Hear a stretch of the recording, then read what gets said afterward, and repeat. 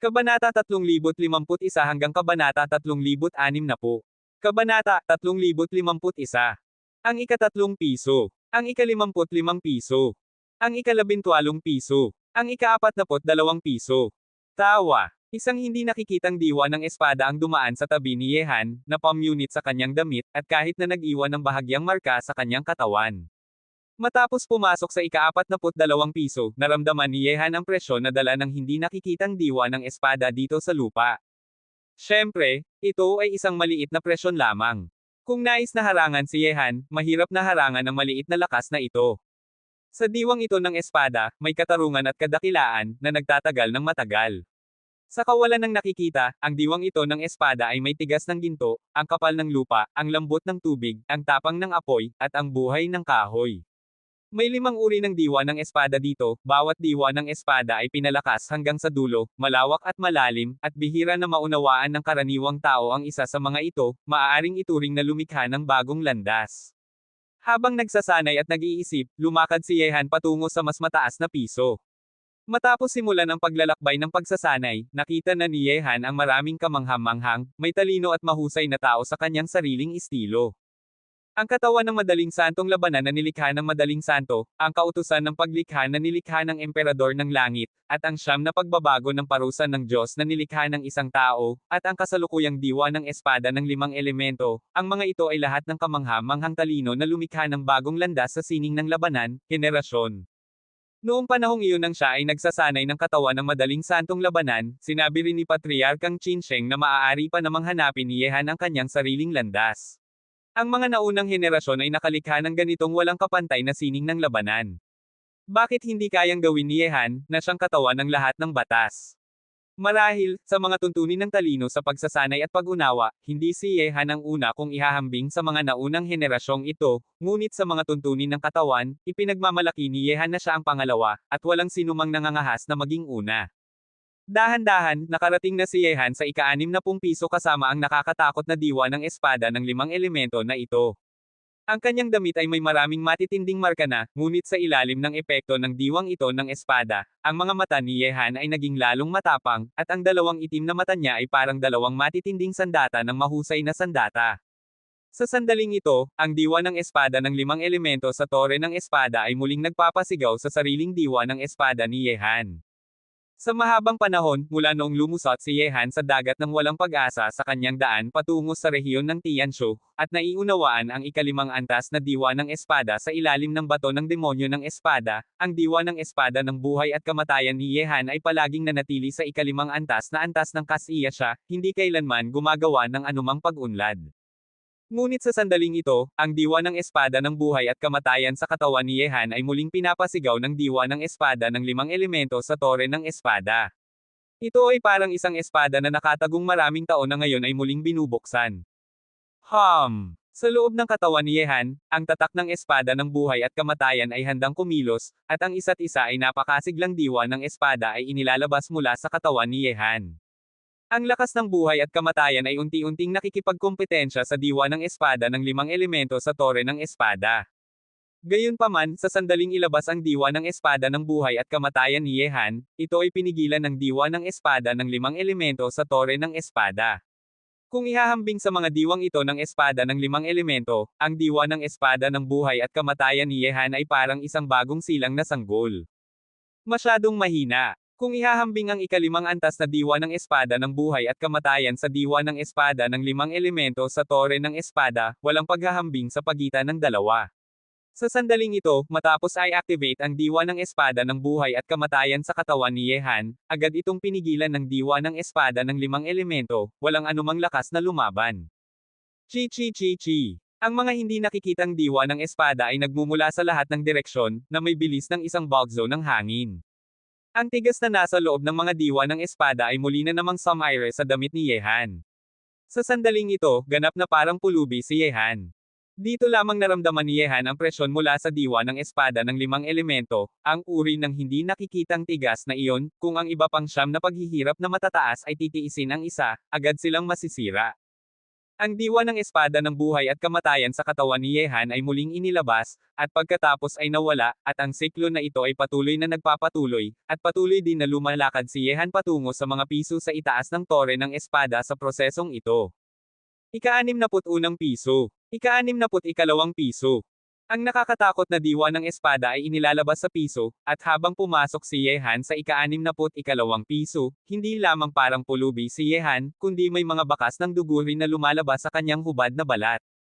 Ang diwa ng espada na nasa dito ay may karapatan ng saktan ang katawan ni Yehan. Kabanata 3052. Kahit na malakas ang lakas ng labanan ni Yehan at nagsasanay na siya ng katawan ng madaling santong labanan, hindi niya matitigil ang pinsala na dulot ng diwa ng espada ng 5 elemento sa kanyang katawan. Gayunpaman, habang si Yehan ay nasasaktan ng mga diwang ito ng espada ng 5 elemento, ang sariling diwa ng espada ni Yehan ay paulit-ulit na inilalabas. Kasunod ng agarang pagkawasak noong simula, nakayanan na nitong manatili ng 10 segundo sa ilalim ng pagsugpo ng mga diwa ng espada ng 5 elemento. Bukod pa rito, tuwing ang espada ng buhay at kamatayan ay pinipigilan at pinapalakas, nararamdaman ni Yehan na ang kanyang espada ng buhay at kamatayan ay nagbabago para sa mas mahusay. Bagamat ang pag-unlad na ito ay napakaliit, hanggat mananatili siyang matyaga, ang maliliit na bagay ay magkakasama-sama. Naniniwala si Yehan na ang kanyang diwa ng espada ng buhay at kamatayan ay tiyak na mapapataas sa mas mataas na antas. Muli na naman. Matyaga ang mga mata ni Yehan, walang anumang paglaban, hinayaan niyang ang mga napakasiksik na diwa ng espada ng 5 elemento ay bumagsak sa kanyang katawan, at unti-unting lumakad pasulong, habang inilalabas din niya ang kanyang sariling diwa ng espada ng buhay at kamatayan, tinatanggap ang pagsugpo at pagpapalakas ng mga diwang ito ng espada ng 5 elemento dito. Ika-63 piso. Ika-64 piso. Sa kasalukuyan, nararamdaman ni Yehan ang napakalaking presyon tuwing siya ay tataas ng isang antas. Bagamat ang mga diwang ito ng espada ng 5 elemento ay maaari lamang saktan ang ibabaw ng katawan ni Yehan sa kasalukuyan at hindi makapasok sa kanyang katawan, bawat diwa ng espada na bumagsak sa kanyang katawan ay parang pinaghahati ng isang matalim na kutsilyo, at ngayon ay may hindi mabilang na mga sugat ang katawan ni Yehan, at ang kanyang buong katawan ay halos naging isang taong may dugo. Siyempre, ang uri ng pagsisikap na ito ay sulit para kay Yehan. Sa kasalukuyan, nakakayanan na ni Yehan na labanan ang diwa ng espada ng 5 elemento ng 30 segundo kapag inilalabas ang diwa ng espada ng buhay at kamatayan, at nararamdaman ni Yehan na sa proseso ng pagsugpo at pagpapalakas ng diwa ng espada ng 5 elemento, ang kanyang ika-5 antas na diwa ng espada ng buhay at kamatayan ay umabot na sa rurok nito, at maaari niyang lampasan anumang oras sa ika-6 na antas na diwa ng espada ng buhay at kamatayan. Mga kaunting hakbang na lamang, mga kaunting hakbang na lamang. Humiingal si Yehan sa kanyang isip. Nararamdaman niya na ang ika-5 antas na diwa ng espada ay malapit ng lampasan. Hanggat bibigyan siya ng kaunting presyon pa, ang ika-5 antas na diwa ng espada ng buhay at kamatayan ay direktang papasok sa ika-6 na antas na diwa ng espada ng buhay at kamatayan. Ika-65 piso. Nang hakbangin ni Yehan ang piso na ito, isang nakakatakot na diwa ng espada ng 5 elemento ang lumabas mula sa harap niya. Ang lakas ng hindi nakikitang diwang ito ng espada ay parang pumasok sa isip ni Yehan sa sandaling ito. Durugin ang kaluluwa ni Yehan sa maliliit na piraso. Ikaw na ang magtatapos nito. Isang matinding pagnanasa ang lumitaw sa mga mata ni Yehan, at pagkatapos, nang pilitin si Yehan ng diwang ito ng espada, ang diwa ng espada ng buhay at kamatayan sa kanyang katawan ay nabasa hanggang sa antas na parang ulan pagkatapos ng mahabang tagtuyot. Kumpleto. Sa isang iglap tumaas ng husto ang aura ng diwa ng espada ng buhay at kamatayan sa katawan ni Yehan, at ang matapang na lakas na iyon ay parang kayang alisin ang lahat ng mga diwa ng espada ng 5 elemento sa 65 palapag. Sa sandaling ito, ang ika-5 antas na diwa ng espada ng buhay at kamatayan sa katawan ni Yehan ay ganap na nakalampas sa kaharian ng ika-6 na antas na diwa ng espada ng buhay at kamatayan. Hoy! Ang batang ito ay mabilis na nakalampas. Sa oras na ito, sa tuktok na palapag ng tore ng espada, biglang nagmulat ng mga mata sina Li Shenggayo, ng angkan ng kaluluwa, at Li Cheng, ang hari ng 2 espada. Bagamat sila ay nasa tuktok na palapag ng tore ng espada, walang anumang bagay na nangyayari sa tore ng espada na maaari nilang itago. Bukod pa rito, bilang mga nagpapalakas ng espada, malinaw na nararamdaman ni Li Shenggayo ng angkan ng kaluluwa at Li Cheng, ang hari ng dalawang espada, na ang lakas ng diwa ng espada mula sa labas sa tore ng espada ay tumaas, na umabot sa hindi kapani-paniwalang taas noong simula. Sinabi ni Li Cheng, ang hari ng dalawang espada, ika-6 na antas na diwa ng espada, kung ang batang ito ay talagang ang matataas na siyam na paghihirap, ang pagkakaroon ng antas na ito ng diwa ng espada ay hindi mataas o mababa, ngunit ang lakas ng labanan ng batang ito ay katulad na ng isang banal na hari, ang maliit na ika-6 na antas na diwa ng espada ay hindi makakatulong sa kanya kahit papaano, maliban na lamang kung ang paglampas sa ika-9 na antas ay makakatulong sa kanya. Sinabi ni Li Shenggayo, hindi imposibleng mangyari, depende ito kung makakapagpatuloy ang batang ito sa tore ng espada na ito. Nakakalungkot lamang na hindi dumating ang batang mula sa tamang daan sa lungsod ng espada. Kung hindi, maaaring tulungan siya ng tore ng espada na itaas ang kanyang diwa ng espada sa ika-9 na antas ng diwa ng espada. Ang diwa ng espada, mula sa unang antas hanggang sa ika-9 na antas, ay ang pinakamataas na diwa ng espada, na isang uri ng napakalakas na puwersa ng pag-atake na medyo mas malakas kaysa sa batas, at may walang katapat na lakas. Sa tuktok na palapag ng tore ng espada, hindi lamang sina Li Shenggayo at ang hari ng dalawang espada na si Li Cheng ang naroon, kundi pati na rin ang tatlong dakilang pinuno ng espada, ang hari ng palaso ng Tai, at ang emperador ng banal na demonyo ng piitan na si Guihai Liantian ay naroon din. Sa sandaling ito, ang tatlong dakilang pinuno ng espada, ang hari ng palaso ng Tai at ang pinuno ng espada ng piitan na si Guihai Liantian ay lahat nagmulat ng mga mata isa-isa. Ngumiti si Wushuang Jansen at sinabi, ang batang ito ay nanatili sa ika-5 antas na diwa ng espada ng matagal. At ngayon ay mabilis na nakalampas sa ika-6 na antas na diwa ng espada, na itinuturing na isang matibay na akumulasyon, ngunit kung nais niyang lampasan ang ika-9 na antas na diwa ng espada ng sabay-sabay, ngunit ito ay isang napakahirap na bagay, kahit na may isang banal na lugar para sa pagpapalakas ng espada tulad ng tore ng espada, napakahirap na umunlad sa hakbang na ito, depende ito kung mayroong ganitong magandang swerte ang batang ito. Sa tore ng espada, ang mga haligi mula sa lahi ng tao ay karaniwang naroon. Maliban kay Tai Arrow King at Prisoner Sword Master Guihai Liantian, na hindi nagsasanay ng espada, ang iba pang 5 ay lahat ng mga may-ari ng sining ng espada. Sa kanyang sining ng espada, mayroon silang mas maraming masasabi kaysa sa sinumang iba. Lalo na ang tatlong dakilang pinuno ng espada, kapag pinag-uusapan ang mga espada, kakaunti ang mga tao sa mundo na makakapantay sa kanila. Kabanata 3053. Kapatid na Wushuang, saang palapag ng tore ng espada sa tingin mo matatapos ang batang ito? Biglang tanong ng pinuno ng espada na walang talo na may ngiti.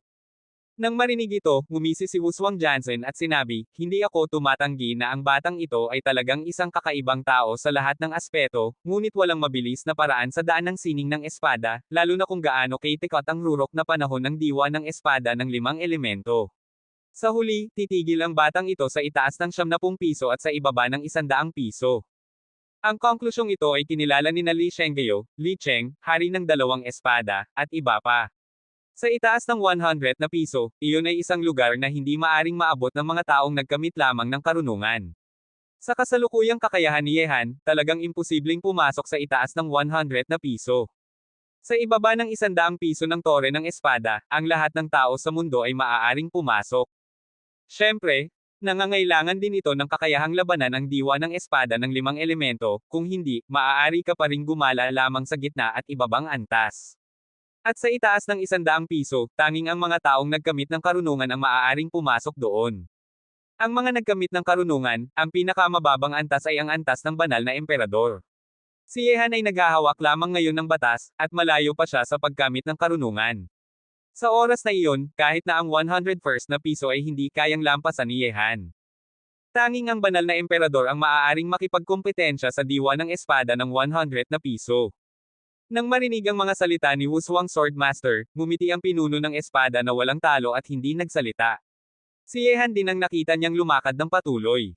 Mayroong isang nakakatakot na tiyaga sa buto ng batang ito. Kapag siya ay naging matyaga, magiging matigas ang ulo niya tulad ng isang lobo.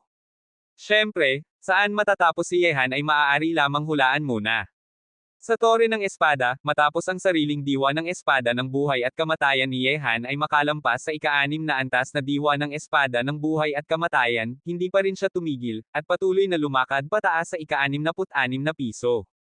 Ang diwa ng espada ng 5 elemento sa tore ng espada ay napakalakas, at talagang isang bihirang banal na lugar para sa pagsasanay ng diwa ng espada ng mga nagpapalakas ng espada. Dahil mayroon siyang ganitong pagkakataon, tiyak na susubukan ni Yehan na pagsikapin na palakasin at pagbutihin ang kanyang diwa ng espada ng buhay at kamatayan, hanggang sa sandali na hindi na siya makagalaw. Chi chi chi chi. Ang nakakatakot na diwa ng espada ng 5 elemento ay nagwawasak sa piso, at si Yehan, bilang ang tanging buhay na nilalang doon, ay walang alinlangan na inatake ng diwa ng espada ng 5 elemento. Sa sandaling ito, ang katawan ni Yehan ay puno ng mga sugat at pasa, at ang matitinding marka ng espada ay nagdurugo mula sa kanyang katawan, at ang damit na isinusuot ni Yehan ay hindi nabuo. Hindi muna inayos ni Yehan ang mga pinsalang ito sa katawan. Kahit na gamitin niya ang batas ng buhay para ayusin ang mga sugat, ang mga bagong sugat ay lilito muli sa susunod na sandali. Ang bilis ng pag-aayos ng mga sugat ay hindi kasing bilis ng paggawa ng mga sugat ng diwa ng espada ng 5 elemento. Hindi na binuo ni Yehan ang kanyang pansin. Ngayon, maaari lamang pinalakas ni Yehan ang kanyang diwa ng espada ng buhay at kamatayan sa bawat minuto at segundo kapag nasa kanyang hangganan na ginagawa siyang mas malakas. Gusto rin ni Yehan na makita kung paano palakasin ang diwa ng espada sa tore ng espada na ito, gaano kalakas ang kanyang diwa ng espada ng buhay at kamatayan sa huli. Ika-67 na piso. Ika-68 piso. Ika-69 na piso. Nang malapit na sa tanda ng 70 piso, biglang lumitaw ang isang napakalakas na diwa ng espada mula sa pasukan ng daanan sa 70 piso. Ang diwang ito ng espada ay mas malakas kaysa sa anumang diwa ng espada na nakipag-ugnayan si Yehan sa mga nakaraang piso. Off! Isang malakas na diwa ng espada ang lumitaw, at ang diwa ng espada ay napakalakas. Ang aura lamang ng diwa ng espada ay pilit na nagpahinto kay Yehan ng ilang hakbang paatros, at umubos siya ng isang bibig ng dugo. Ang diwa ng espada ng 5 elemento sa 70 piso ay naging napakalakas na kahit na si Yehan ay mahirap na labanan. Sa mga piso sa ibaba, ang lakas ng diwa ng espada ng 5 elemento ay tataas ng 1 punto tuwing tataas ng 1 antas, at ngayon sa 70 piso, ang lakas ng diwa ng espada ng 5 elemento ay hindi lamang tumaas ng 1 punto, ganap na tumaas ng 1 beses. Napakalakas! Lumukat ang puso ni Yehan ng lihim, at umatras siya sa ika-69 na piso. Bago siya ganap na sigurado, kung pilit siyang papasok sa 70 piso, tiyak na siya ay malubhang masasaktan. Pagkatapos, umupo si Yehan ng patayo sa ika-69 na piso, inilalabas ang kanyang diwa ng espada ng buhay at kamatayan, at tinatanggap ang pagpapalakas ng diwa ng espada ng 5 elemento dito, at ito ang unang pagkakataon na tumigil si Yehan matapos pumasok sa tore ng espada. Ang pagpasok sa ika-69 na piso ng sabay ay napakabihira. Napakabihira na umunlad ng patuloy. Matapos ganap na makasama ang lakas ng espada sa ika-69 na piso, maaari kang pumunta sa 70 piso. Karamihan ng mga tao ay pipiliin na gawin ito, ngunit hindi alam kung gaano katagal kukuha ang batang ito. Ngumisi ng kaunti si Wuswang Jansen, at malinaw nilang nararamdaman ang mga galaw ni Yehan sa tore ng espada. Mabilis, ang 1 oras ay lumipas, ang 2 oras ay lumipas. Nakaupo si Yehan ng patayo sa ika-69 na piso para palakasin ang kanyang diwa ng espada ng buhay at kamatayan. Mula noong simula, maaari lamang niyang tiisin ang diwa ng espada ng buhay at kamatayan ng 1 minuto, at ngayon ang diwa ng espada ng buhay at kamatayan ni Yehan ay maaaring tumagal ng halos 10 minuto. Chi chi chi chi. Kabanata 3054. Sa ika-69 na piso, ang diwa ng espada ng buhay at kamatayan sa katawan ni Yehan ay nagpakita ng malakas na liwanag, na naging napakasiglang puting kislap ng espada na lumilipad sa buong piso, nakikipagkompetensya sa diwa ng espada ng 5 elemento na nandoon, at nakikipaglaban sa isa't isa. Ang pagtatalo ng diwa ng espada at diwa ng espada ay nagdulot ng pagbutas ng hangin dito, at makikita ng malabo ang ilang anino ng matitinding marka ng espada sa hangin. Sa ilalim ng uri ng pagpapalakas na ito, nararamdaman din ni Yehan na ang kanyang diwa ng espada ng buhay at kamatayan ay unti-unting nagbabago para sa mas mahusay. Bagamat may malayong landas pa bago maabot ang ika-7 antas na diwa ng espada, bawat pag-unlad ay bihira para kay Yehan, 1 punto sa isang pagkakataon, 1 punto sa isang pagkakataon, palagi kang uunlad hanggang sa ika-7 antas ng diwa ng espada. Mukhang maaari na tayong pumunta sa 70 piso. Dahan-dahang nagmulat ng mga mata si Yehan, tiningnan ang pasukan patungo sa 70 piso. Nang dumating si Yehan sa pasukan patungo sa 70th na piso, muli na namang lumitaw ang napakalakas na diwa ng espada, tulad ng isang malaking alon, napakalakas na kahit na ang karaniwang banal na hari ay malubhang masasaktan kung sila ay makakatagpo nito. Tayo na. Inilapat ni Yehan ang kanyang dalawang daliri at pinalitan ang espada gamit ang kanyang kamay. Ang nakakatakot na diwa ng espada ng buhay at kamatayan ay sumiklab mula sa kanyang dalawang daliri, at direktang sinaksak ang dumadaloy na diwa ng espada. Pagkatapos, nang ang diwa ng espada ng buhay at kamatayan ni Yehan ay tumusok sa malakas na diwang iyon ng espada, ang malakas na iyon ay parang isang lobo na nawalan ng hangin, at ang sigla nito ay hindi na kasing katakot tulad ng dati. Nang makita ito, direktang pumasok si Yehan sa 70 piso. Ang katawan ni Yehan ay napapalibutan ng ulap ng diwa ng espada ng buhay at kamatayan, lumilipad tulad ng isang hola para protektahan si Yehan doon. Matapos pumasok dito, hindi na naglakas loob si Yehan na gamitin ang kanyang katawan para labanan ang mga diwang ito ng espada ng 5 elemento. Ang diwa ng espada ng 5 elemento ay may sapat na karapatan na saktan ang mga loob ng katawan ni Yehan, at ang paglaban gamit ang diwa ng espada ng buhay at kamatayan ay maaaring gawin siyang mas malakas na mapapalakas ng diwa ng espada ng 5 elemento. Sa ilalim ng proteksyon ng diwa ng espada ng buhay at kamatayan, lumakad si Yehan patungo sa mas mataas na mga piso ng may mga kamay na nakatalikod, at mabilis na pumasok siya sa 71 piso. Gayunpaman, nalaman din ni Yehan na ang diwa ng espada na pumasok sa 71 piso ay hindi tumaas ng maraming beses, kundi tumaas lamang ng halos 1 punto sa orihinal na batayan. Totoo ba na pagkatapos pumasok sa 70 piso, bawat 10 piso ay isang malaking pagsubok? Kung ganito man, pagkatapos pumasok sa 80 piso ay tiyak na isang mas malakas na pagsubok.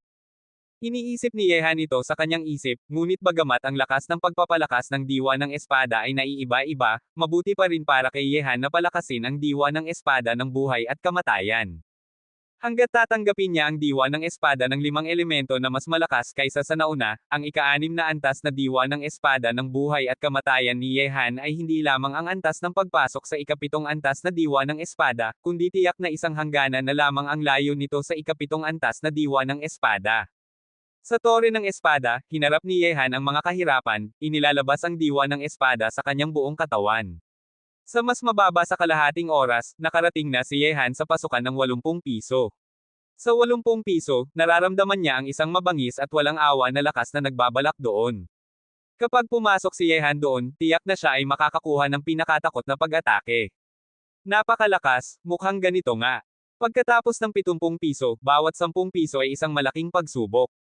Ngayon ay gustong kong pumasok sa 80 piso. Ang lakas ng espada ng 5 elemento na kailangan kong hawakan ay tiyak na doble ng 70 piso. Nakatayo sa pasukan ng 80 piso, may seryosong hitsura ang mga mata ni Yehan.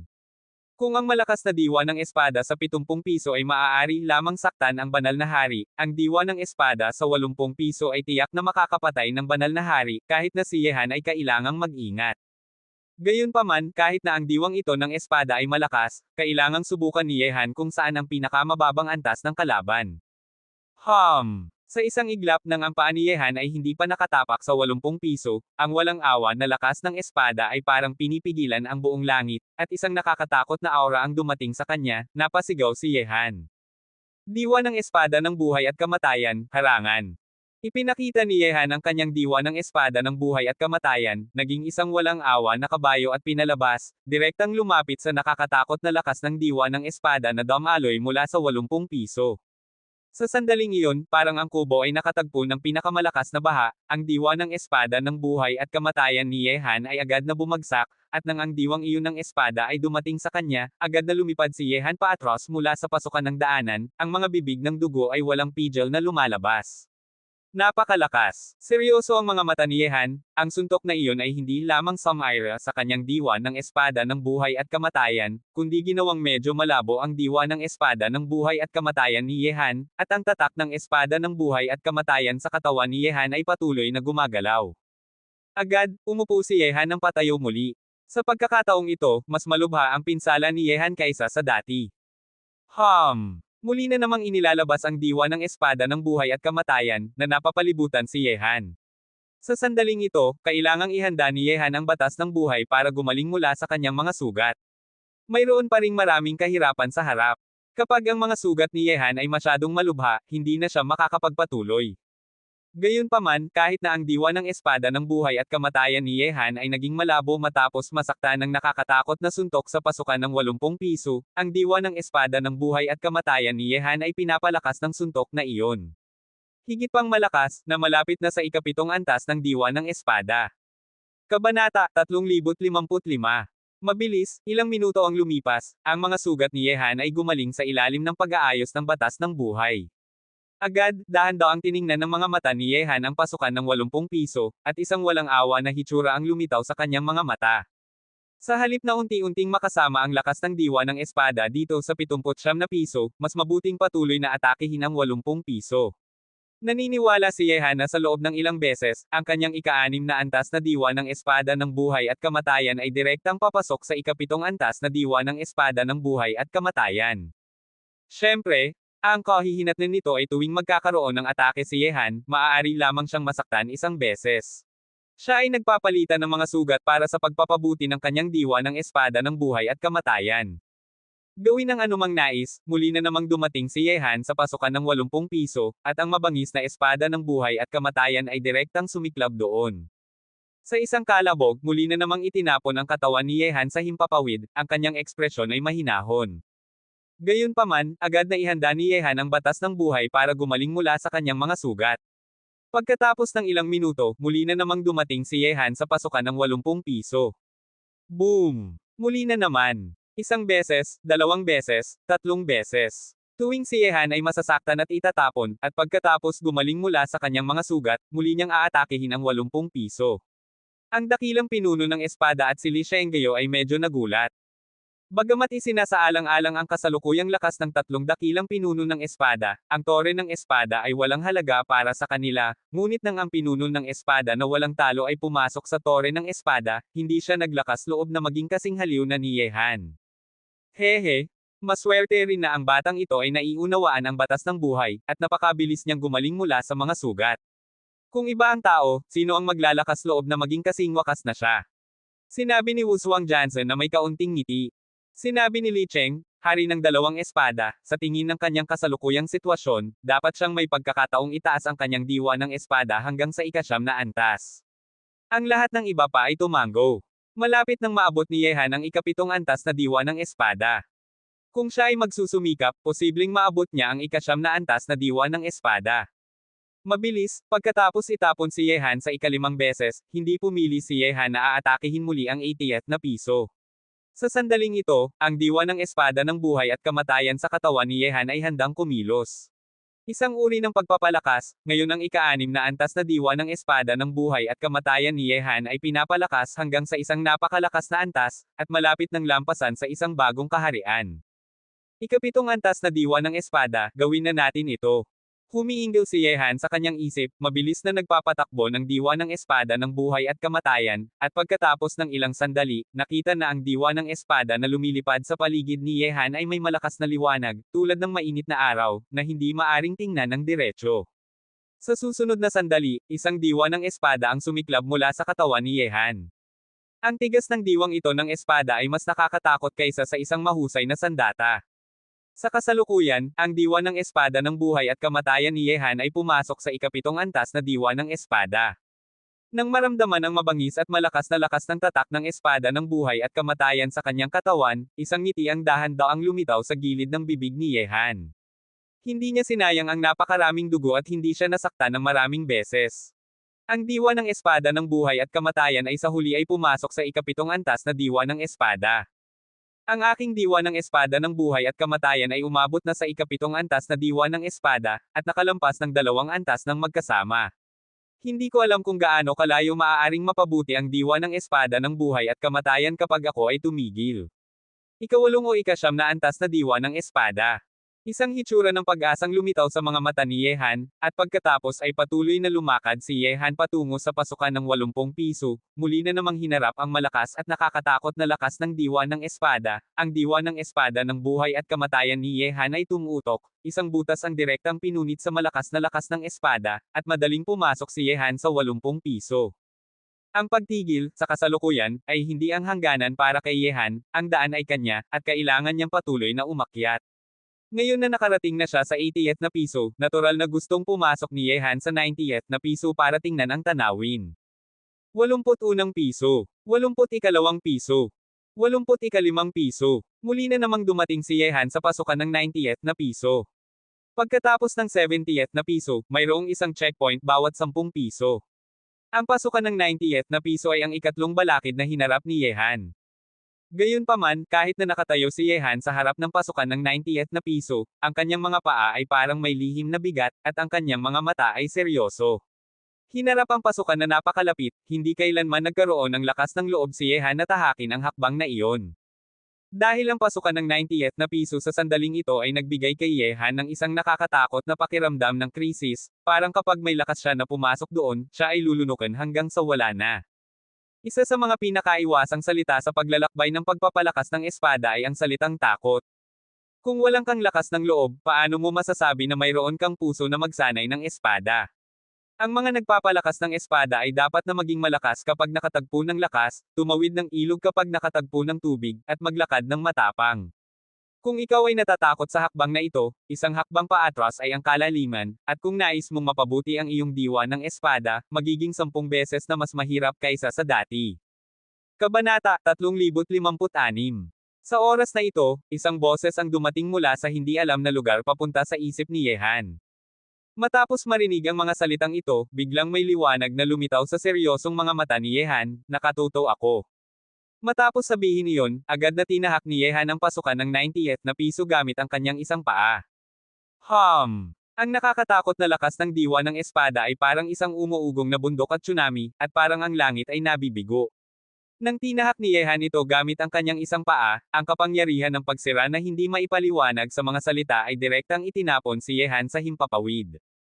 Sa sandaling iyon, nararamdaman ni Yehan na parang ang kanyang kaluluwa ay malapit nang mawala, at mabilis siyang bumagsak sa 89 na piso. Ang lakas ng diwa ng espada na pumasok sa kanyang katawan ay sapat na para pikitin ang kanyang kaluluwa, at halos mawala ng malay si Yehan. Ang dugo ay lumabas mula sa bibig ni Yehan, at ang nakakatakot na diwa ng espada ng 5 elemento ay pumasok sa kanyang katawan, na naglalaman ng lakas ng 5 elemento, at sumayre ng husto sa katawan ni Yehan na ang ilang ugat ay nasira. Nakakatakot ang mukha ni Yehan.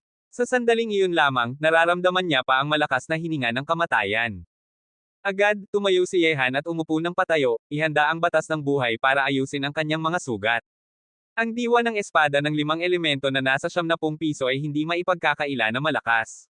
Ang antas na ito ng diwa ng espada ay hindi kayang labanan ng kasalukuyang ikapitong antas na diwa ng espada ni Yehan. Ang diwa ng espada ng 5 elemento sa 70 piso ay napakalakas, mahirap isipin kung gaano kalakas ang diwa ng espada sa 100 piso, o kahit na higit sa 100 piso. Hehe, ang antas ng 70 antas na diwa ng espada ay umabot na sa pinakamataas na antas ng diwa ng espada. Ang uri ng diwang ito ng espada ay maaaring sirain ang mga bundok at ilog sa isang isip lamang. Gustong pumasok ng batang ito sa 70 antas, maliban na lamang kung ang kanyang kasalukuyang ikapitong antas na diwa ng espada ay mas malakas. Higit pa, tanging kapag umabot ka sa ika-8 antas na diwa ng espada ay magkakaroon ka ng lakas na labanan. Bagamat ang diwa ng espada ng 5 elemento sa tore ng espada ay hindi na nasa ilalim ng kontrol ng may-ari, ang antas ng diwang ito ng espada ay lumampas sa antas ng pinakamataas na diwa ng espada. Sa pagbabago ng 5 elemento, maaari itong umikot ng walang katapusan sa pagitan ng langit at lupa. Siyempre, walang diwa ng espada na kinokontrol ng may-ari, gaano man ito kalakas, medyo mahina pa rin. Bagamat ang diwa ng espada sa 70 piso ay umabot na sa pinakamataas na antas ng diwa ng espada, hanggat ang diwa ng espada ng nagpapalakas ay umabot sa ika-8 antas na diwa ng espada, at maaari ring kontrolin ang ika-8 antas na diwa ng espada para makipagkompetensya sa pinakamataas na diwa ng espada. Sinabi ng pinuno ng espada na walang talo, maswerte na ang batang ito ay tahakin ang hakbang na iyon kanina. Kung hindi, ang kanyang lakas ng espada ng buhay at kamatayan ay maaari lamang umabot sa ikapitong antas na lakas ng espada kapag pinapalakas niya ang kanyang lakas ng espada sa tore ng espada na ito. Kung nais niyang gumamit muli ng tore ng espada para mapabuti ang diwa ng espada, mahirap at mahirap. Ang pagpapalakas ng diwa ng espada sa tore ng espada, kapag mayroon kang takot na puso, at ang diwa ng espada ay nawawalan ng lakas ng loob na magpatuloy, maaari ka lamang tumigil. Kahit na talagang makarating si Yehan sa 70 piso sa huli, mahirap pa ring mapabuti ang kanyang diwa ng espada ng buhay at kamatayan. Sinabi ng pinuno ng espada na walang talo, na hindi masyadong nagsasalita, ng mahinahon. Ang pasukan ng 90th na piso ay isang malaking balakid. Sa ilalim ng banal na emperador, maraming henyo sa pagpapalakas ng espada ang nahaharangan sa hakbang na ito.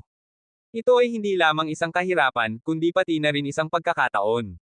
Kung ang kanyang diwa ng espada ng buhay at kamatayan ay gustong umabot sa antas ng ikawalong antas na diwa ng espada, maaari itong gamitin ang diwa ng espada ng 5 elemento na nasa pasukan ng 70 piso para palakasin ito. Ang pinuno ng espada na walang talo at ang iba pa ay lahat tumango. Sa daan ng sining ng espada, sila ay lahat ng mga pag-iral sa antas ng mga may-ari. Ang kanilang pananaw at mga mata ay napakasiksik na mahirap tanggihan ng sinumang tao sa mundo. Sa kasalukuyan, ang posisyon ni Yehan sa puso ng 3 dakilang pinuno ng espada ay sa itaas ng 70 antas at sa ibaba ng 100 antas, at posibleng itaas ang kanyang diwa ng espada hanggang sa ika-9 na antas sa huli. Sa 89 na piso, ang batas ng buhay ay malakas na gumalaw sa paligid ng katawan ni Yehan. Ang hininga ng buhay ay kasing tigas ng isang makapal na likido ng buhay. Kung ang karaniwang tao ay uubo ng isang kahig, mabubuhay sila ng 100 taon pa. Gayunpaman, ang pinsalang dulot ng diwa ng espada ng 5 elemento ay napakalakas, at kumuha ng kalahating oras kay Yehan para ihanda ang batas ng buhay para linisin ang 5 elemento na nakapaloob dito. Isang malalim na hangin ang dahan-daang inilabas mula sa bibig ni Yehan, at ang mga sugat sa kanyang katawan ay lahat gumaling sa tulong ng batas ng buhay, ngunit ang pasukan ng 90th na piso ay gumawa pa rin sa mga mata ni Yehan na tingnan ng may takot. Mukhang mas mahirap na pumasok sa antas na ito kaysa sa dati. Dahan-daang naging isang linya ang mga mata ni Yehan, ngunit kahit na mahirap ang pasukan ng 90th na piso, kailangang sakupin ni Yehan ito. Tama lamang na ang diwa ng espada ng 5 elemento na nasa 70 piso ay makakatulong sa kanya na palakasin ang kanyang sariling diwa ng espada ng buhay at kamatayan. Gayunpaman, sa ganitong paraan, ang katawan ni Yehan, na katumpakan lamang, ay matatakot na magkakaroon ng mga bagong sugat. Siyempre, ngayon na mayroong paghahanda si Yehan, hindi na siya magiging walang proteksyon tulad ng una niyang inatake ng diwa ng espada ng 5 elemento. Agad, muli na namang dumating si Yehan sa pasukan ng 90th na piso, at ang espada ng buhay at kamatayan ay nakatatak sa kanyang katawan. Sa ilalim ng pagpupumilit ni Yehan, ang espada ng buhay at kamatayan ay naging isang nakakatakot na kabayo na diretso papunta sa loob ng 90th na piso. Paluan. Tawa. Ang espadang iyon ay malamig na nagniningning sa Kyushu, at ang lakas ng konsepto ng buhay at kamatayan na dala ng diwa ng espada ng buhay at kamatayan, ang diwa ng espada ay nakakatakot. Gayunpaman, nang ang diwa ng espada ng buhay at kamatayan ni Yehan ay sumiklab sa 70 piso, isang mas matalas at mas nakakatakot na lakas ng diwa ng espada ang agad na dumating mula doon, na madaling sumire sa diwa ng espada ng buhay at kamatayan ni Yehan. Boom! Kabanata 3057. Si Yehan, na nakatayo sa pasukan ng 90th na piso, ay muli na namang itinapon. Matapos umubo ng 3 bibig ng dugo, siya ay bumagsak sa 89th na piso. Gayunpaman, nasaktan na naman siya, at ang pinsala ay hindi kasing lubha ng nauna. Mayroong paghahanda, tiyak na hindi hahayaan ni Yehan na ang nakakatakot na diwang ito ng espada na saktan siya.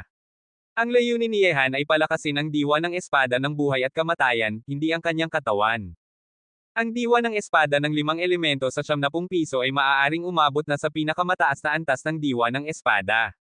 Pinunasan ni Yehan ang dugo sa gilid ng kanyang bibig, pagkatapos ay umupo ng patayo, ihanda ang batas ng buhay para ayusin ang pinsala.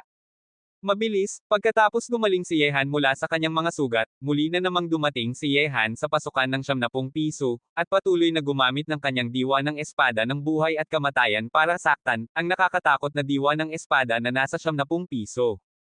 Ang nakakatakot na lakas ng diwa ng espada ay kasing tigas ng isang espada, at ang lakas ng pagpatay na dala nito ay madaling makapagputol ng hangin. 1 beses, 2 beses, 3 beses, 5 beses, 10 beses. Sa pasukan ng 90th na piso, ang itaas na bahagi ng katawan ni Yehan ay hubad na ngayon. Parang siya ay isang walang pagod na kalabaw, nasaktan at gumaling mula sa mga sugat, at ang siklo na ito ay patuloy na nagpapatuloy. Kung siya ay isang karaniwang tao, maaari na siyang bumagsak. Gayunpaman, sa ilalim ng haliw na atake ni Yehan, tuwing siya ay itatapon ng diwa ng espada sa 70 piso, ang diwa ng espada ng buhay at kamatayan ni Yehan ay magiging mas malakas ng lihim. Mabilis na, isang hakbang na lamang hanggang sa ikawalong antas na diwa ng espada. Matapos gumaling muli mula sa kanyang mga sugat, tiningnan ni Yehan ang pasukan ng 90th na piso, ang kanyang mga mata ay puno ng nakakatakot na lakas ng labanan at walang awa. Muli na naman. Mabilis na tumakbo si Yehan, at ang diwa ng espada ng buhay at kamatayan ay nagpakita ng liwanag, direktang lumusot sa espasyo sa loob ng 70 piso. Boom! Sa kalawakan, direktang itinapon si Yehan ng isang walang katapat na diwa ng espada. Muli na naman. Muli na naman. Mabilis, pagkatapos tumagal si Yehan ng 15 beses, ang diwa ng espada ng buhay at kamatayan sa kanyang katawan, na malapit na, ay biglang parang nakalampas sa isang makapal na balat, at isang mas malakas na matalas na hangin ang unti-unting sumiklab mula sa katawan ni Yehan. Hehe! Ang ikawalong antas na diwa ng espada, ang batang ito ay napakasakit sa akin. Ngumisi ng kaunti si Wuswang Jansen, nasaktan ng 15 beses ng magkasama, at ang diwa ng espada na pinapalakas ng buhay, ang ganitong haliw na kilos, kahit na sila ay mga pinuno ng sining ng espada, lahat ay kailangang purihin. Ang katawan ni Yehan ay lumipad pa atros, ngunit muli na namang itinapon ng diwa ng espada sa 70 piso. Sa sandaling ito, ang katawan ni Yehan ay puno ng malakas na tigas. Matapos masaktan ng 15 beses ng magkasama, ang diwa ng espada ng buhay at kamatayan ni Yehan ay sa huli ay nakalampas sa ikawalong antas na diwa ng espada sa ilalim ng pagpapalakas ng nakakatakot na diwa ng espada sa 70 piso. Ang pagsisikap ay may bunga. Malalim na huminga si Yehan, hanggat maaaring mapabuti ang diwa ng espada, lahat ng nakaraang paghihirap ay sulit. Ang kanyang sariling diwa ng espada ng buhay at kamatayan ay maaaring itaas hanggang sa antas ng ikawalong antas na diwa ng espada, na hindi kayang isipin ni Yehan bago siya pumasok sa tore ng espada. Nang dumating siya dito, nakalampas na si Yehan ng 3 beses ng magkasama sa pagpapalakas ng diwa ng espada sa tore ng espada. Hindi ko alam kung maaari pang muli na namang makalampas ang aking diwa ng espada pagkatapos pumasok sa 70 piso. Tiningnan ni Yehan ang pasukan patungo sa 90th na piso, at ang lakas ng labanan sa kanyang mga mata na may pag-asang ay naging mas malakas pa. Ngayon na pumasok siya sa tore ng espada na ito, natural na hindi gustong palampasin ni Yehan ang isang beses sa buhay na pagkakataong ito. Agad, dumating si Yehan sa pasukan ng 70 piso, at ang diwa ng espada ng buhay at kamatayan na umabot na sa ikawalong antas na diwa ng espada ay tumutok. Sa sandaling ito, malinaw na nararamdaman ni Yehan na ang kanyang diwa ng espada ay muling hinarap ang diwa ng espada sa 90th na piso, at mayroon na siyang lakas na labanan, at hindi na siya umatras sa isang suntok tulad ng dati. Pagkatapos, sa ilalim ng pagtatalo ng dalawang diwang ito ng espada, malayang lumakad si Yehan papasok sa 70 piso. Buzz! Kabanata 3057. Si Yehan, na nakatayo sa pasukan ng 90th na piso, ay muli na namang itinapon. Matapos umubo ng 3 bibig ng dugo, siya ay bumagsak sa 89th na piso. Gayunpaman, nasaktan na naman siya, at ang pinsala ay hindi kasing lubha ng nauna. Mayroong paghahanda, tiyak na hindi hahayaan ni Yehan na ang nakakatakot na diwang ito ng espada na saktan siya. Ang layunin ni Yehan ay palakasin ang diwa ng espada ng buhay at kamatayan, hindi ang kanyang katawan. Ang diwa ng espada ng 5 elemento sa 70 piso ay maaaring umabot na sa pinakamataas na antas ng diwa ng espada. Pinunasan ni Yehan ang dugo sa gilid ng kanyang bibig, pagkatapos ay umupo ng patayo, ihanda ang batas ng buhay para ayusin ang pinsala.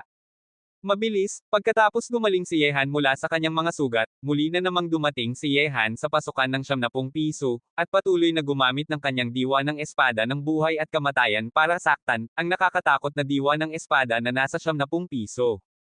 Ang nakakatakot na lakas ng diwa ng espada ay kasing tigas ng isang espada, at ang lakas ng pagpatay na dala nito ay madaling makapagputol ng hangin. 1 beses, 2 beses, 3 beses, 5 beses, 10 beses. Sa pasukan ng 90th na piso, ang itaas na bahagi ng katawan ni Yehan ay hubad na ngayon. Parang siya ay isang walang pagod na kalabaw, nasaktan at gumaling mula sa mga sugat, at ang siklo na ito ay patuloy na nagpapatuloy. Kung siya ay isang karaniwang tao, maaari na siyang bumagsak. Gayunpaman, sa ilalim ng haliw na atake ni Yehan, tuwing siya ay itatapon ng diwa ng espada sa 70 piso, ang diwa ng espada ng buhay at kamatayan ni Yehan ay magiging mas malakas ng lihim. Mabilis na, isang hakbang na lamang hanggang sa ikawalong antas na diwa ng espada. Matapos gumaling muli mula sa kanyang mga sugat, tiningnan ni Yehan ang pasukan ng 90th na piso, ang kanyang mga mata ay puno ng nakakatakot na lakas ng labanan at walang awa. Muli na naman. Mabilis na tumakbo si Yehan, at ang diwa ng espada ng buhay at kamatayan ay nagpakita ng liwanag, direktang lumusot sa espasyo sa loob ng 70 piso. Boom! Sa kalawakan, direktang itinapon si Yehan ng isang walang katapat na diwa ng espada.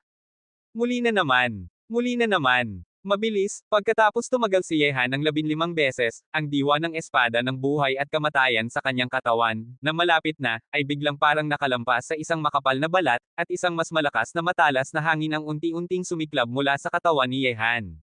Hehe, ang ikawalong antas na diwa ng espada, ang batang ito ay napakasakit sa akin. Ngumisi ng kaunti si Wuswang Jansen, nasaktan ng 15 beses ng magkasama, at ang diwa ng espada na pinapalakas ng buhay, ang ganitong haliw na kilos, kahit na sila ay mga pinuno ng sining ng espada, lahat ay kailangang purihin. Ang katawan ni Yehan ay lumipad pa atros, ngunit muli na namang itinapon ng diwa ng espada sa 70 piso. Sa sandaling ito, ang katawan ni Yehan ay puno ng malakas na tigas. Matapos masaktan ng 15 beses ng magkasama, ang diwa ng espada ng buhay at kamatayan ni Yehan ay sa huli ay nakalampas sa ikawalong antas na diwa ng espada sa ilalim ng pagpapalakas ng nakakatakot na diwa ng espada sa 70 piso. Ang pagsisikap ay may bunga. Malalim na huminga si Yehan, hanggat maaaring mapabuti ang diwa ng espada, lahat ng nakaraang paghihirap ay sulit.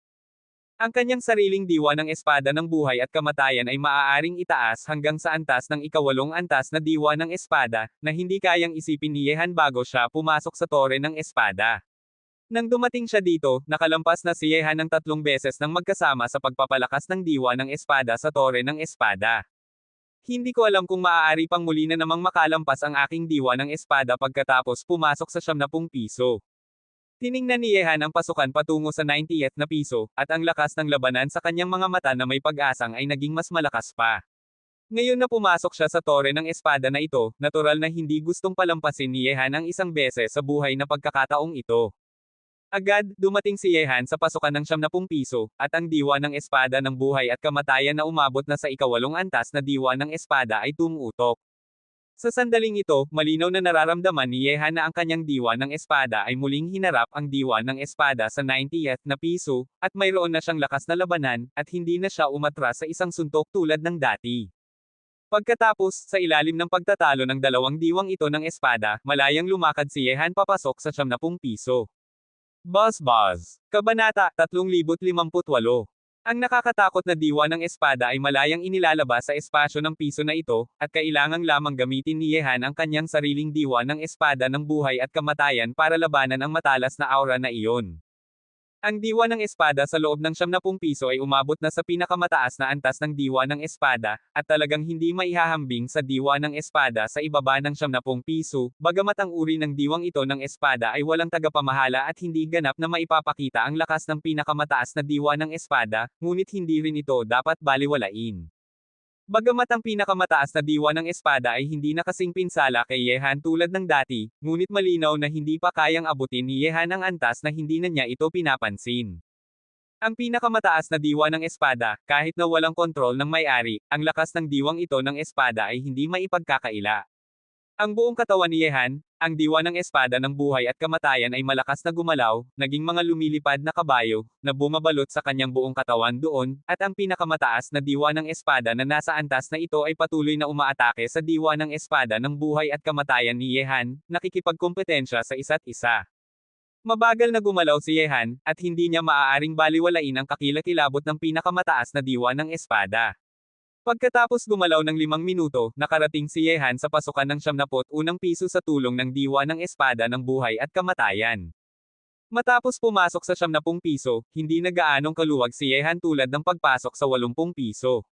Ang paggalaw sa bawat piso ay pagtatalo sa pinakamataas na diwa ng espada.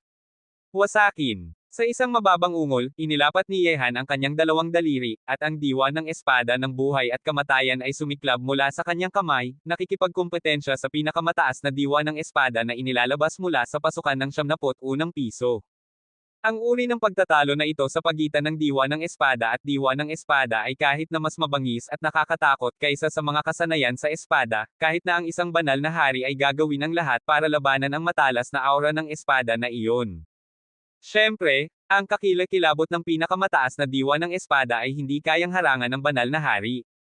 Ang pinakamataas na diwa ng espada sa 70 piso ay matagal nang nawalan ng tagapamahala, kaya natural na bababa ang lakas nito.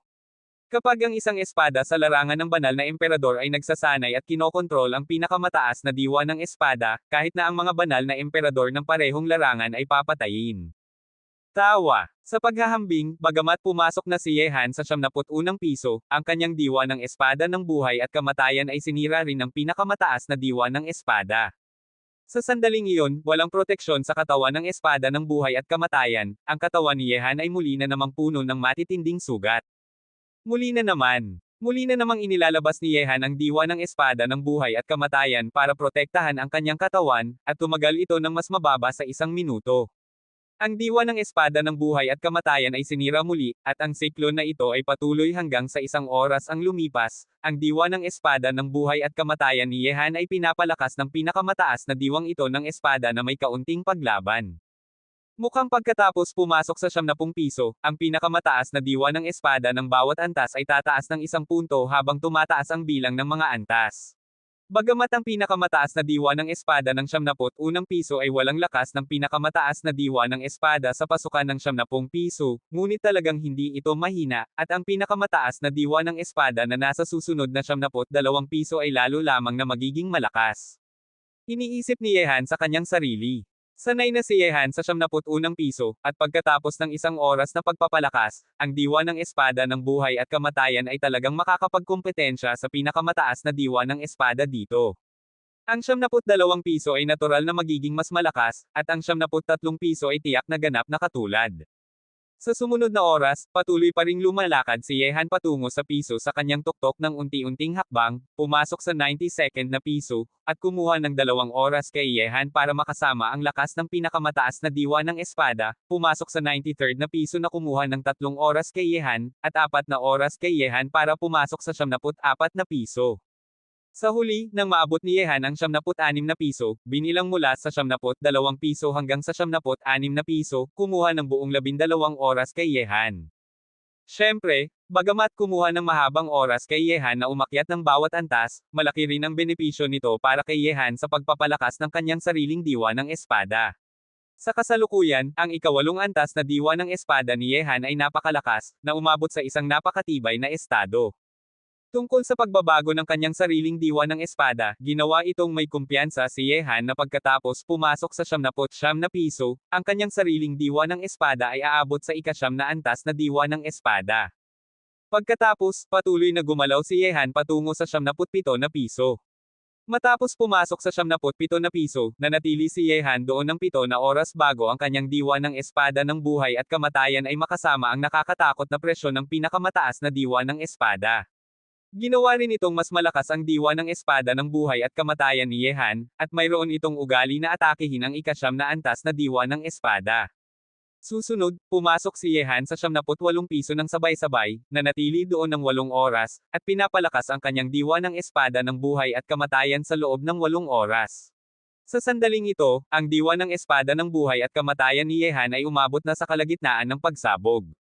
Mukhang talagang maaaring itaas ng batang ito ang kanyang diwa ng espada hanggang sa ika-9 na antas. Naisip lihim ng pinuno ng espada na walang talo at ang iba pa sa tuktok na piso, ang diwa ng espada ng buhay at kamatayan ni Yehan ay nasa rurok na ng ika-8 antas na diwa ng espada. Kapag pumasok siya sa 79 na piso, maaari niyang lampasan ang ika-9 na antas na diwa ng espada. 79 na piso, ito ang huling piso na maaaring pumasukan ng mga taong hindi nagkamit ng karunungan. Ipinagpatuloy ni Yehan ang kanyang sariling diwa ng espada, laban sa nakakatakot na diwa ng espada na kumakalat mula sa 79 na piso, at dahan-daang lumakad papasok doon ng unti-unting hakbang. Ang diwa ng espada sa 79 na piso ay maaaring sabihing umabot na sa rurok ng pinakamataas na diwa ng espada. Ang presyon ay napakalakas na agad na sinira ang diwa ng espada ng buhay at kamatayan ni Yehan. Isang hakbang na lamang ang natitira. Humiinggil si Yehan sa kanyang isip, ang tatak ng espada ng buhay at kamatayan sa kanyang katawan ay malakas na gumalaw, na tinitiis ang pagdating ng nakakatakot na diwang ito ng espada. Hinarap ang pinakamataas na diwa ng espada sa 79 na piso, ang diwa ng espada ng buhay at kamatayan ni Yehan ay sinira ng paulit-ulit, ang kanyang katawan ay puno na ng hindi mabilang na sugat ng espada, at ang kanyang buong katawan ay naging may dugo. Kabanata 3059. Isang beses, dalawang beses, 5 beses, 9 beses. Pagkatapos ng 9 beses, ang diwa ng espada ng buhay at kamatayan ni Yehan ay nakalampas sa ilalim ng nakakatakot na presyon na iyon. Natapos ang ika-9 na antas na diwa ng espada. Natapos ang ika-9 na antas na diwa ng espada. Ang mga diwang espada na napakasigla na parang kayang sirain ang mundo ay umuugong sa katawan ni Yehan. Sa sandaling ito, ang diwa ng espada ng buhay at kamatayan ni Yehan ay may lakas na labanan ang pinakamataas na diwa ng espada sa 99 na piso. Hindi na ito kasing dali na masira tulad ng dati. Ika-9 na antas na diwa ng espada, sa huli ay nagtagumpay. Upo si Yehan ng patayo sa loob ng 99 na piso, ang kanyang matinding ekspresyon ay dahan-daang lumambot. Kumuha ng halos 2 araw at 2 gabi kay Yehan na lakbayin mula sa 70 piso hanggang sa 99 na piso. Sa oras na iyon, mayroong napakaraming sugat sa kanyang katawan na hindi mabilang. Sa ilalim ng matinding uri ng pagpapalakas na ito, kung hindi ka isang tao na may malaking tiyaga, baka ikaw ay nahulog na noon pa man. At ngayon na ang diwa ng espada ng buhay at kamatayan ni Yehan ay nakalampas sa ika-9 na antas na diwa ng espada, sa wakas ay mayroon na siyang kaunting lakas na labanan ang pinakamataas na diwa ng espada sa 99 na piso. Tiningnan ng mga pasa sa kanyang buong katawan, mayroon din namang ngiting mapait ang lumitaw sa gilid ng bibig ni Yehan. Ang paglalakbay na ito ay talagang mahirap at kahirap. Matagal nang hindi sinubukan ni Yehan ang ganitong matinding pagsasanay. Agad, nagbago si Yehan ng isang bagong damit, at pagkatapos ay nagsimula na siyang gamutin ang kanyang mga sugat. At lahat ng ito, ang pinuno ng espada na walang talo at ang iba pa sa tuktok na piso ay tiningnan ito ng malinaw. Inilagay nila si Yehan sa ibaba ng 100 na piso at sa itaas ng 90th na piso, at ang diwa ng espada ay maaaring umabot sa ika-9 na antas. Ngunit ngayon, nagawa ni Yehan ito, at hindi siya nagpahiya sa pinuno ng espada na walang talo at ang iba pa. Gaano kaitigas ang mga mata ng pinuno ng espada na walang talo at ang iba pa. Ang mga batang monghe tulad ni Yehan, kung nais nilang ilagay ang isa't isa, syempre ay hindi sila nagkakamali. Ang batang ito ay hindi nagpahiya. Ang kanyang sariling diwa ng espada ay umabot na sa ika-9 na antas, na talagang napakabihira. Kung ito ay ginawa ng iba pang tao, labag na sa kalikasan na maangat mula sa ika-5 antas na diwa ng espada hanggang sa ika-8 antas na diwa ng espada. Lalo na, umabot na siya sa ika-9 na antas. Sinabi ni Wuswang Jansen na may ngiti. Sinabi ng pinuno ng espada na walang talo, ang aking sariling diwa ng espada ay naangat sa ika-9 na antas. Kailangang maunawaan ng batang ito ng maayos at maghanda para sa pagtaas sa pinakamataas na diwa ng espada sa hinaharap. Nakakalungkot lamang na ang kasalukuyang antas ng batang ito ay napakababa, at napakahaba ng panahon para niyang iwan ang kanyang diwa ng espada. Kung hindi, makakatulong pa rin ako sa kanya, pumasok sa 100 piso, at maramdaman ang tunay na pinakamataas na diwa ng espada. Ang daan ay tinatahak ng unti-unting hakbang. Hindi maganda na masyadong pilit. Napakalakas na niya na may ika-9 na antas na diwa ng espada. Kahit na pumasok siya sa lungsod ng kapalaran at pagsamahin ang kanyang sariling kakayahan, kakaunti ang mga taong katulad niya na kalaban. Sinabi ng pinuno ng espada na walang talo, na palaging tila medyo tahimik. Nang marinig ito, ang lahat ng naruroon ay tumango. Ang kanilang pag-unawa sa daan ng sining ng espada ay talagang nasa antas ng isang may-ari. Sa 99 na piso, unti-unting gumagaling ang mga sugat ni Yehan. Sa ilalim ng pag-aayos ng batas ng buhay, kahit na ang mga sugat ay mawawala, at walang bakas ng pinsala. Sa oras na ito, muli na namang nagmulat ng mga mata si Yehan, ang kanyang sariling diwa ng espada ay umabot sa ika-9 na antas, syempre ay napaka-syempre ni Yehan sa resulta. Syempre, interesado rin si Yehan sa mga lugar sa itaas ng 99 na piso, na hindi maaring pumasukan ng mga taong hindi nagkamit ng karunungan. Gayunpaman, nang tiningnan ni Yehan ang pasukan ng 100 na piso, ang madilim na pasukan ay parang isang walang hangganan na kalaliman, halos ibaba ang isip ni Yehan doon, na hindi makalabas. Oy! Ang batang ito ay talagang isang tao na walang takot, may lakas ba siyang isipin ang 100 antas? Napansin ito ni Wuswang Jansen sa tuktok na piso, at biglang walang masabi. Sa kasalukuyang estado ng diwa ng espada ni Yehan, kasama ang kaawa-awang larangan ng panlabas na lakas, ang pagsasama sa 100 piso ay ganap na paghahanap ng kamatayan. Nang marinig ito, kumunat ang noo ng pinuno ng espada na walang talo, at isang boses na puno ng nakakatakot na diwa ng espada ay dumating sa isip ni Yehan tulad ng kidlat, batang lalaki, napakalaking hangarin mo. Wala ka pang karapatan para dito sa kasalukuyan. Bagamat mayroon kang lakas ng loob, kailangan mo ring malaman kung kailan sapat na, kung ikaw ay masyadong sakam, sisirain mo ang iyong sarili. Nang pumasok ang boses na puno ng walang hangganan na diwa ng espada sa isip ni Yehan, agad na tumingin si Yehan mula sa pasukan ng 100 piso tulad ng nontog ng kidlat. Salamat sa iyong turo, matanda. Tumayo si Yehan at malalim na huminga. Ang pagtingin lamang sa kakilakilabot ng 100 piso ay napakalakas, at ang kasalukuyang kanya ay talagang walang karapatan na pumunta sa 100 piso. Mabuti na lamang na naiintindihan mo. Ang tore ng espada na ito ay hindi mawawala muli. Bumalik ka kapag may pagkakataon sa hinaharap. Dahil ang iyong diwa ng espada ay naangat sa ikasyam na antas, pumunta ka na dito. Ang aming mga matatandang tao ay naghihintay sa iyo ng matagal na. Bigla, pagkatapos bumaba ang boses ng pinuno ng espada na walang talo, isang daanan ng kawalan ay biglang lumitaw sa harap ni Yehan sa 79 na piso, tulad ng isang sinaunang daan sa kalangitan ng mga bituin. Nang makita ito, bagamat nagulat si Yehan sa hindi kapani-pani walang kakayahan ng pinuno ng espada na walang talo, hindi siya nagduda, at direktang pumasok sa daanan ng kawalan. Pagkatapos, nang muling lumitaw si Yehan, nakarating na siya sa tuktok na piso ng tore ng espada. Kabanata 3,060. Ang tuktok na piso ng tore ng espada ay parang isang kastilyo sa himpapawid, na napapalibutan ng puting ulap at hamog.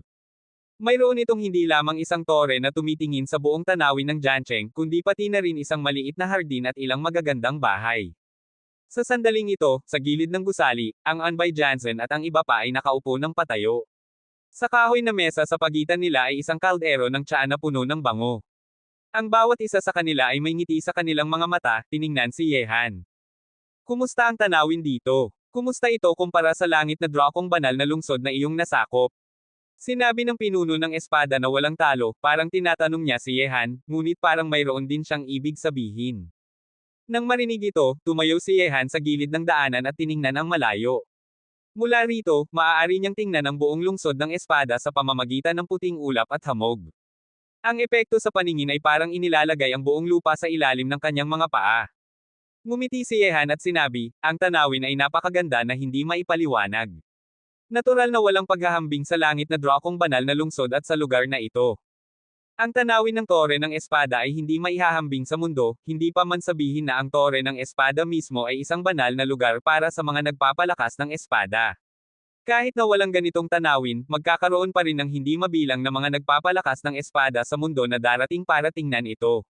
Sinabi ng pinuno ng espada na walang talo, dahil ang langit na drakong banal na lungsod ay hindi ang pinakamahusay, kailangan mong bitawan kung dapat mong bitawan. Mayroong higit pa sa isang langit na drakong banal na lungsod na naiwan para sa iyo.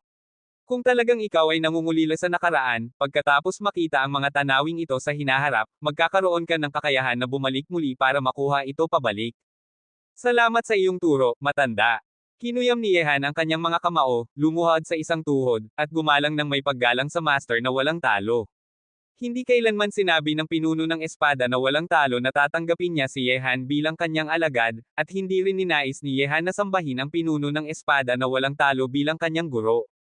Gayunpaman, ang tulong na ibinigay sa kanya ni Yehan sa daan ng pagsasanay sa loob ng maraming taon ay hindi mas mababa kaysa sa isang guro na mahal ang kanyang mga alagad.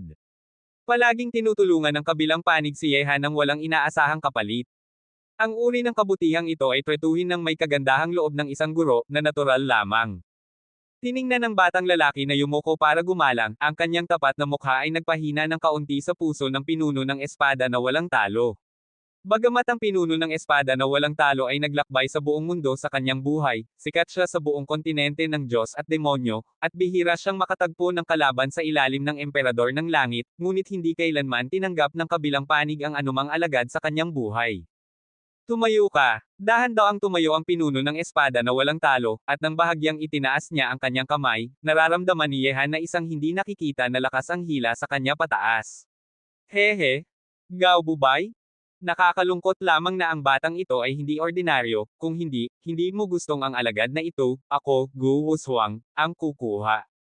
Ngumisi ng kaunti si Wushuang Jansen, at isang hitsura ng panghihinayang ang lumitaw sa kanyang mga mata. Para kay Yehan, ngayon ay mayroon na silang kaunting pag-unawa. Iyon ay, ang hinaharap ng lahing tao ay nakatali sa isang tao. Siyempre, hindi lahat ng tao sa lahing tao ang nag-iisip ng ganito. Kung masisira ang lumang batas, maraming tao ang maaaring hindi gustong makita itong mangyari. Ang buong lahing tao, walang sinumang karapatang turuan siya, at hindi ako kahit nagaw-bubay. Naisip ng pinuno ng espada na walang talo sa kanyang isip, habang mas mataas silang nakatayo, mas marami silang nalalaman, si Qin Wu daw, at ang baliw na si Go ay tinanggap si Yehan bilang kanyang sariling alagad, dahil ang taas na kanilang natuklasan hanggang ngayon ay hindi kasing taas ng pinuno ng espada na walang talo at ang iba pa, at natural na hindi nila alam ang mas marami. Si Yehan ay nakipagtagpo sa lahat ng matatanda. Tumayo si Yehan, at muli na namang yumuko at kinuyam ang kanyang mga kamao sa Wushuang Swordmaster, Invincible Swordmaster, Du Sword King Li Cheng at ang iba pa. Ang 7 tao sa harap ay maaaring sabihing mga haligi ng lahing tao. Bukod sa Emperador ng Langit, sila ang pinakamalakas ng lahing tao.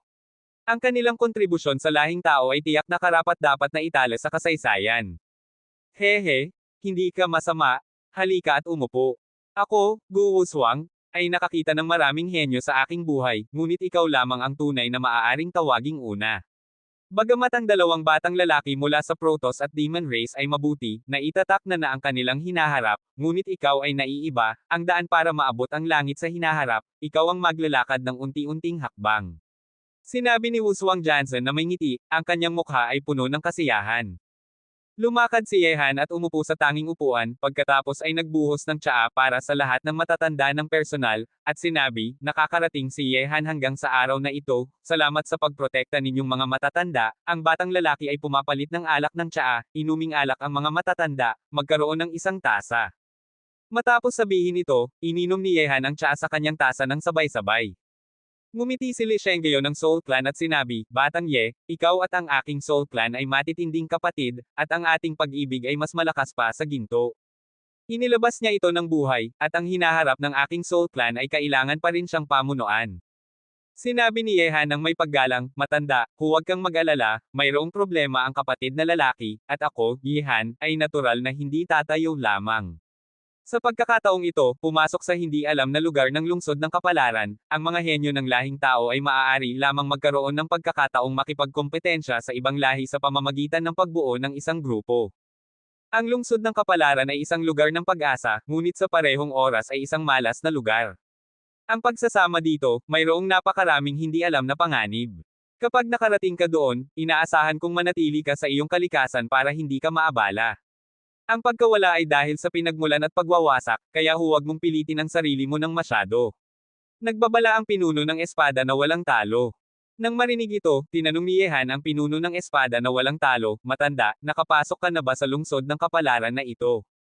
Nang marinig ang mga salita ni Yehan, tiningnan ng 3 dakilang pinuno ng espada ang isa't isa, at lahat sila ay tumango.